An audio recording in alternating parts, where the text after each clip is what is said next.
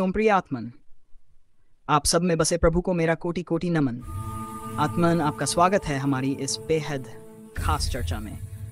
आज हम जिस विषय पर बात करने जा रहे हैं वह शायद मानवता के इतिहास का सबसे बड़ा और सबसे पुराना सवाल है। क्या भगवान है? यह एक ऐसा प्रश्न है जो हर इंसान के दिल में कभी न कभी जरूर उठता है। ये केवल धर्म का सवाल नहीं है, बल्कि ये हमारी चेतना का, हमारे जीवन के उद्देश्य और इस विशाल ब्रह्मांड को समझने की हमारी कोशिश से जुड़ा हुआ है। आज के इस वीडियो में हम किसी को सही या गलत साबित करने नहीं आए हैं। हमारा उद्देश्य है सवाल के हर पहलू को दिल से और खुले दिमाग से टटोलना। चाहे आप आस्तिक हो, नास्तिक हो या बस जिज्ञासु हो, ये यात्रा आपके लिए है। आइए इस गहरे रहस्य को समझने की कोशिश करें। सबसे पहले उन लोगों के दृष्टिकोण को समझते हैं जो मानते हैं कि भगवान है, और ऐसे लोग ये विश्वास किस आधार पर रखते हैं। पहला आधार, अनुभव और अंतर्ज्ञान। The inner experience. लाखों करोड़ों लोग ये दावा करते हैं कि उन्होंने भगवान की उपस्थिति को महसूस किया है। जिन लोगों ने आत्म साक्षात्कार या आत्मज्ञान प्राप्त किया है, जिन्होंने अपने भीतर ही आत्मा के दर्शन किए हैं, उन्हें भगवान के होने का पूर्ण विश्वास होता है। एक आत्मज्ञानी को सृष्टि के हर कण में भगवान के दर्शन होते हैं। यह अनुभव किसी चमत्कार, ध्यान की गहरी अवस्था या जीवन के किसी कठिन पल में भगवान के द्वारा मिले अद्भुत सहारे के रूप में भी हो सकता है। यह आत्मज्ञान केवल किताबों से मिला ज्ञान नहीं, बल्कि दिल की गहराई में उतरा हुआ अनुभव है। एक ऐसी शक्ति जो शब्दों से परे है पर महसूस की जा सकती है। आस्तिक कहते हैं, कुछ चीजें तर्कों से सिद्ध नहीं होती, वे केवल अनुभूति का विषय होती हैं, ठीक वैसे ही जैसे प्यार, संगीत या हवा। दूसरा आधार, ब्रह्मांड का जटिल design. The argument from design. जरा अपने चारों ओर देखिए। धरती का सूर्य से बिल्कुल सही दूरी पर होना, सूर्य का गुरुत्वाकर्षण बल जो ऊपर के आकाश को नीचे नहीं आने देता, जीवों को जीवित रखने के लिए ऑक्सीजन और पानी का अद्भुत संतुलन, हमारे शरीर के अंदर लाखों प्रक्रियाओं का एकदम तालमेल में कार्य करना, ये सब कितना स्वयंचालित और अद्भुत है। तो क्या ये सब यूं ही हो गया? आस्तिक कहते हैं, इन सब के पीछे कोई महान डिजाइनर अवश्य है। जैसे एक घड़ी अपने आप नहीं बन सकती, वैसे ही ये ब्रह्मांड भी अपने आप इतना सुव्यवस्थित नहीं हो सकता। तीसरा आधार, नैतिकता और न्याय की भावना। The moral compass. हमारे भीतर सही और गलत की जो गहरी समझ है, जो हमें दूसरों के प्रति दया और प्रेम की ओर प्रेरित करती है, वह शक्ति कहाँ से आती है? आस्तिक तर्क देते हैं कि अगर सब कुछ केवल संयोग है तो नैतिकता का कोई स्थायी आधार नहीं होना चाहिए। मगर लगभग सभी समाजों में प्रेम, त्याग और न्याय को ऊंचा स्थान दिया गया है। यह किसी सर्वोच्च नैतिक स्रोत अर्थात भगवान की ओर संकेत करता है। चौथा आधार, प्रार्थना और आशा का बल। The power of prayer and hope. कठिन समय में लोग प्रार्थना क्यों करते हैं? क्योंकि यह उन्हें शांति, शक्ति और निराशा से लड़ने का साहस देती है। आस्तिकों के लिए भगवान केवल एक विश्वास नहीं है, बल्कि जीवन का सहारा है। यह आशा और विश्वास उन्हें आगे बढ़ने की ऊर्जा देता है।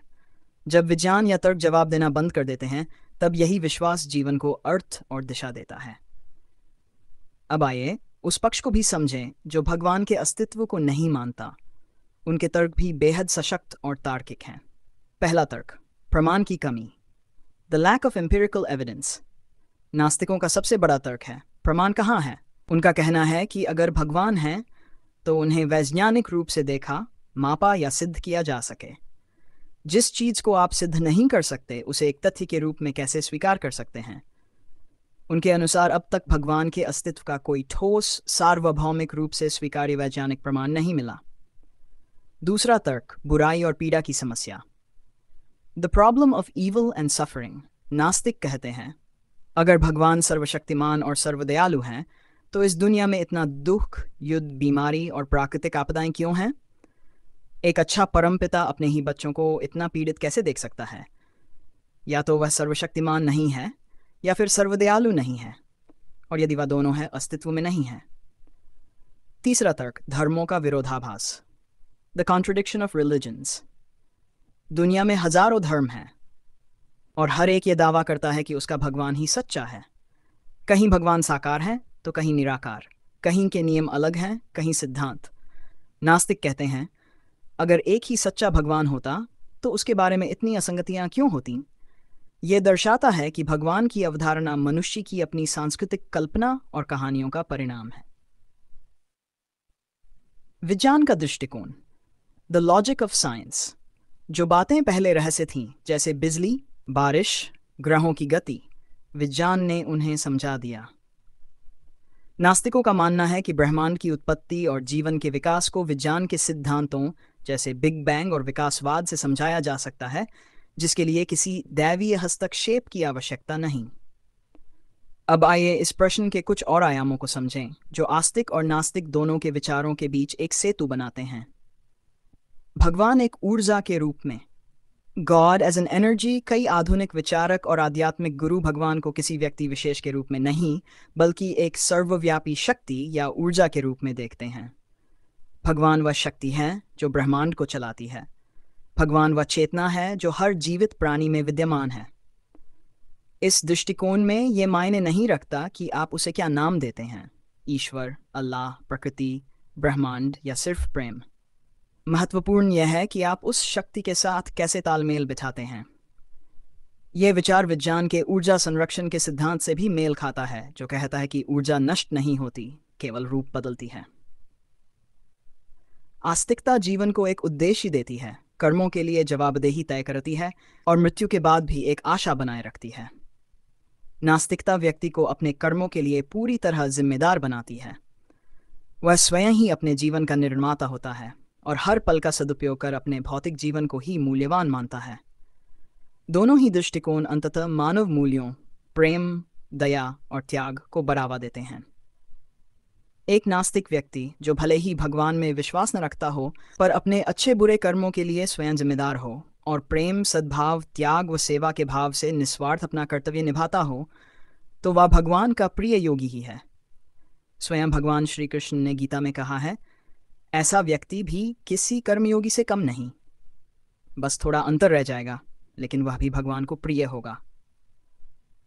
अब सवाल यह नहीं है कि कौन सही है, बल्कि यह है कि कौन सा विश्वास आपको एक बेहतर इंसान बनने में मदद करता है।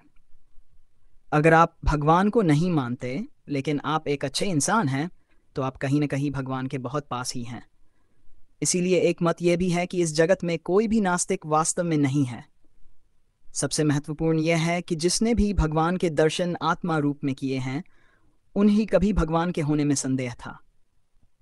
इसलिए महान दार्शनिकों ने कहा है, संदेह ही ज्ञान की पहली सीढ़ी है। आप तर्क से अवश्य सोचिए, लेकिन सच्चाई को उदारता से स्वीकार कीजिए। सच्चाई किसी एक किताब या एक तर्क में बंद नहीं है, वह हमारी निरंतर चलती खोज में है। अगर आप में भगवान से मिलने की प्रबल और सात्विक इच्छा होगी और आप उस मार्ग पर सही कदम रखेंगे, तो आपको एक दिन भगवान के दर्शन अवश्य होंगे।